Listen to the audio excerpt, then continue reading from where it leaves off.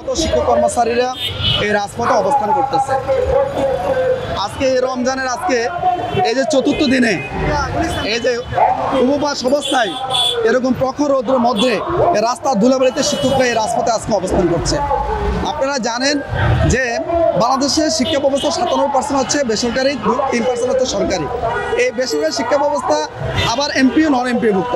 যারা non MPO তারা কোনো বেতনই পান না, আর যারা এমপিভুক্ত তারা পাচ্ছেন অনুদান নামের তারা পাচ্ছেন একটা প্রহসন। তো একটি দেশের শিক্ষা ব্যবস্থা এভাবে চলতে পারে না, কারণ শিক্ষা হচ্ছে জাতির মেরুদণ্ড। যে জাতি শিক্ষাকে গুরুত্ব দেয় না সে জাতি কখনো সমৃদ্ধ হতে পারে না। আজকে দেখেন যে আমরা উন্নত রাষ্ট্রগুলোর দিকে যদি তাকাই তাহলে তাদের উন্নতির মূল চাবিকাঠি হচ্ছে তারা শিক্ষা এবং প্রযুক্তি দিয়ে আজকে বিশ্বকে তারা পরিচালিত করছে। তা আজকে কিন্তু আমরা একমাত্র বাঙালি জাতি যারা স্বাধীনতার 54 বছর পরও আজকে আমরা অবহেলিত, নিষ্পেষিত, বঞ্চিত। আজকে দেখেন মেট্রো রেল হচ্ছে, পদ্মা সেতু হচ্ছে, আজকে রূপপুর পারমাণবিক বিদ্যুৎ কেন্দ্র হচ্ছে, এখানে যে লোকবলগুলো নিয়োগ করা হচ্ছে, এই যে জনশক্তি, এই জনশক্তি কিন্তু বিদেশ থেকে আমদানি করে আনা হচ্ছে।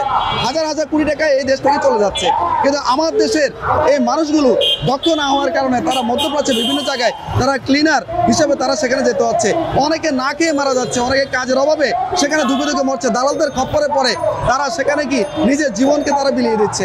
তাহলে এই জন্য এই দায়ী হচ্ছে রাষ্ট্র। এই রাষ্ট্রকে এই দায়টা নিতে হবে, কারণ হচ্ছে রাষ্ট্র মূল দায়িত্ব হচ্ছে নাগরিকের সমাজ শিক্ষার অধিকার নিশ্চিত করা। এই জন্য আমরা চাচ্ছি যে পুরো শিক্ষা ব্যবস্থা জাতীয়করণ করতে হবে।